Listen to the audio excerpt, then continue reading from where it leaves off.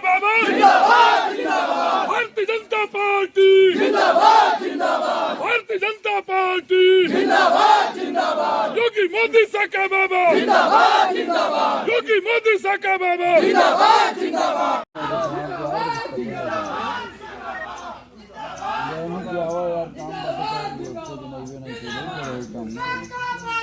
जिंदाबाद जिंदाबाद जिंदाबाद जिंदाबाद। जी, मेरा नाम दीपक कुमार मिश्र है। मैं स्वर्गीय दुर्गा प्रसाद मिश्र का बेटा हूँ। मेरे बाबूजी भी यहाँ से 2 बार विधायक रहे, मंत्री रहे। उन्हीं के सेवा से प्रेरित होकर हम लोग भी समाज सेवा में लगे हुए हैं। हम लोग सेवा की राजनीति करते हैं। आपको भाजपा पार्टी ने आपको प्रत्याशी अपना बनाई है बरहज विधानसभा के लिए, जनता के बीच में जा रहे हैं, किस प्रकार का जनाधार आपको मिल रहा है? ये तो आप मीडिया के लोग हैं, आपकी नज़रें निष्पक्ष हैं। पूरे ज़िले में आप घूम के देख रहे होंगे तो आपको बरहज कुछ अलग से नहीं दिखाई दे रहा है क्या? जाति धर्म मजहब की दीवारें टूट गई हैं, धर्म की दीवारें टूट गई हैं। और साका तो सबका चहेता है, सबका बेटा है, सबके भाई जैसा है।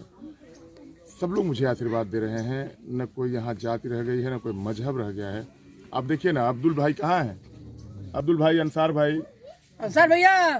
तो अब्दुल और अंसार हमको बल दे रहे हैं, हमको दम दे रहे हैं। और अब देखिए ना, त्रिलोकी यादव जी हैं, पूर्व प्रधान में हैं। ये रामकिशन यादव जी हैं, पूर्व प्रधान तिलौली महदमा।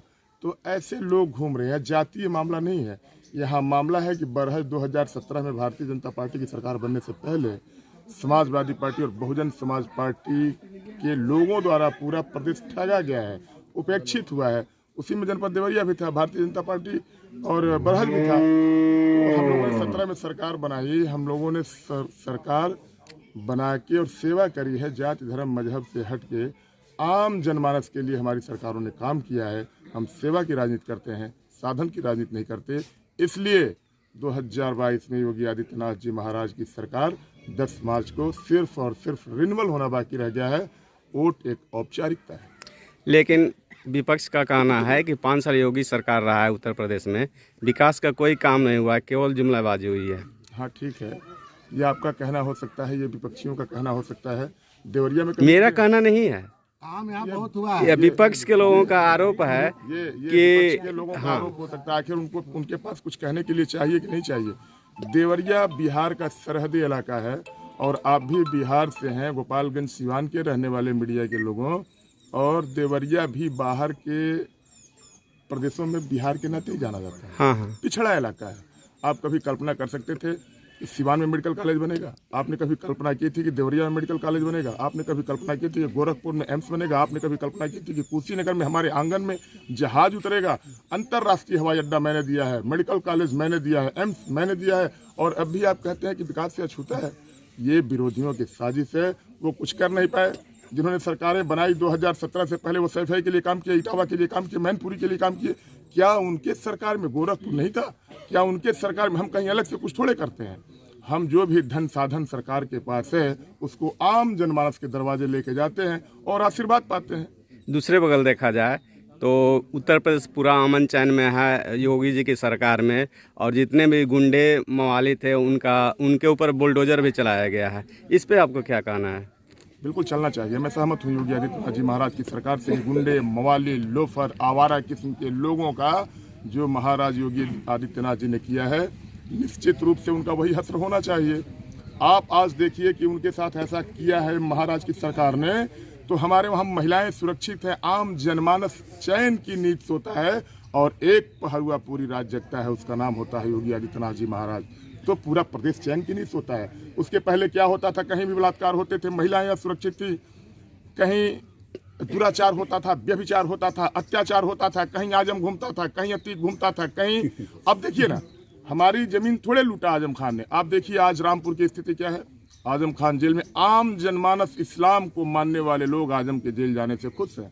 अतीक की जगह जहां होनी चाहिए महाराज ने भेजी है, मुख्तार की जगह जहां होनी चाहिए महाराज ने भेजी है।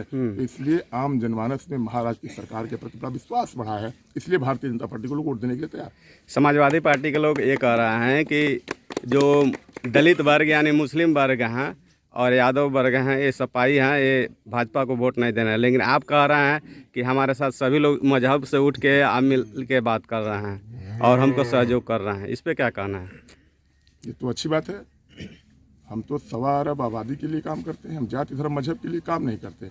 हम तो सबका साथ, सबका विकास, सबका विश्वास के लिए काम करते हैं। आप देखिए 1 मई 2016 को इस देश का प्रधानमंत्री जब अपनी लोक कल्याणकारी योजनाओं के नाते आपके बीच में आता है तो बलिया के बागी धरती पर सबसे पहला उज्ज्वला का गैस कनेक्शन एक मुस्लिम महिला को देता है। हम आदमियत देखते हैं, हम इंसानियत देखते हैं, हम हिंदू मुसलमान नहीं देखते, हम जातीय आधार पर सरकार के फैसले नहीं लेते। ये तो हमारे लिए गौरव की बात है। सबसे पहला गैस कनेक्शन हमारे प्रधानमंत्री ने दिया तो मुस्लिम महिला को दिया, तो ये तो बहुत सम्मान की बात है। हम जातीय आधार पर निर्णय नहीं लेते। अच्छा, एक सवाल आपसे रहेगा कि जनता के बीच में आप जा रहे हैं, अपने क्षेत्र में घूम रहे हैं, तो आपकी मुद्दा क्या है? देखिए 2017 में हमारी सरकार बनने से पहले बरहज को बारी बारी से ठगा गया है। कभी विकास के नाम पर, कभी जाति के नाम पर, कभी धर्म के नाम पर, कभी मजहब के नाम पर। 2017 में भारतीय जनता पार्टी ने उत्तर प्रदेश में सरकार बनाई है।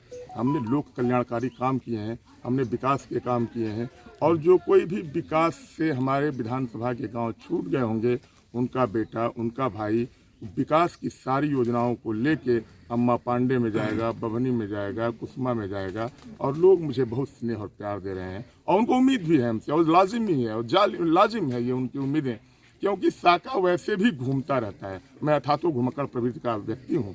मैं घूम घूम के लोगों की समस्याओं को देखता रहता हूँ, और जो भी सक्षम परिस्थिति होती है, स्वयं की जो स्थिति है, स्वयं के पास जो हैसियत है, ताकत है, वो लगा कि जनता। अब देखिए ना, हम लोग गांव-गांव में घूम रहे हैं तो योगी आदित्यनाथ जी महाराज की नीतियों से, केंद्र की नीतियों से, मोदी जी की नीतियों से लोग प्रभावित हैं। और अभी तो मैं क्या बताऊं कि क्या क्या योजनाएं हैं, कैसा कैसा अंडर करंट है।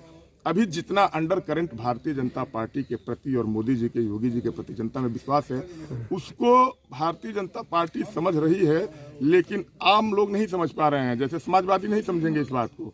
लोगों में इतना विश्वास बढ़ा है सरकारों के, सरकार इस तरह का भी काम कर सकती है। सरकारें तो केवल दिल्ली में बैठने के लिए तो बनती नहीं, सरकार केवल लखनऊ में बैठने के लिए बनती नहीं, सरकार आम जनमानस के लिए बनती है। सरकार की योजनाओं का जातीय आधार पर नहीं, मजहबी आधार पर नहीं, क्षेत्र और भाषा के आधार पर नहीं, मानवता और इंसानियत के लिए निर्णय लेने की सरकार बनती है, और वो हमारी सरकार ने किया है। इसलिए जनता मुझे वोट देने जा रही है। चलते चलते आपसे लास्ट सवाल रहेगा कि अगर बरहज विधानसभा की जनता आपको विधायक बनाती है तो आपकी प्राथमिकता क्या रहेगी? हमारी प्राथमिकता सबसे पहले ये है, हमारे बाबूजी ने उसकी आधारशिला रखी थी, और जनपद देवरिया सरयू का दियारा एक तरफ किनारा है, और उस पार दक्षिण तरफ मऊ है, आजमगढ़ है। यहाँ यातायात की व्यवस्था नहीं थी, देवरिया और मऊ जुड़ नहीं पाता था। हमारे बाबूजी ने अपने कार्यकाल में पेंटून पुल दिया, और धीरे धीरे यातायात की सुविधा बढ़ी। उस पर हमारी पूर्ववर्ती सरकार ने मोहन सेतु देने का काम किया है। मोहन सेतु का काम रुका हुआ है। हमारी सरकार बनने के 4 महीने के अंदर आदरणीय मुख्यमंत्री योगी आदित्यनाथ जी से उस पुल का फीता कटवा दूंगा, और बरहज को पहली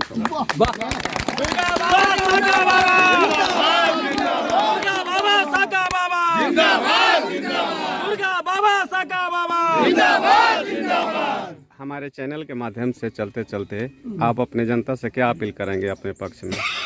हम पूरे जनपद नहीं, पूरे उत्तर प्रदेश की आवाम से ये निवेदन करना चाहते हैं कि जो सरकार आपको सुरक्षा दे, जो सरकार आपको चिकित्सा दे, जो सरकार आपको संस्कार दे, हमारी तो पाठशाला संस्कारों की पाठशाला है। जो हमारे पास आते हैं वो बड़ों का प्रणाम करते हैं, छोटों को आशीर्वाद देते हैं। हम सबसे ये अपेक्षा करेंगे कि आपको सुरक्षा मिली है, आपको सुरक्षा मिली है, आपको इज्जत मिली है, आपको व्यवस्था मिली है, आप सभी भारतीय जनता पार्टी को वोट दें। योगी आदित्यनाथ जी महाराज के नेतृत्व में प्रचंड बहुमत की सरकार बनाएं। आपको सुरक्षा मिली, आपको शिक्षा मिलेगी, आपको स्वास्थ्य मिलेगा। इन्हीं अपेक्षाओं के साथ आप सभी को नमस्कार करता हुआ आपके चैनल को सलाम करता हूँ। चलिए, बात करने के लिए बहुत बहुत धन्यवाद।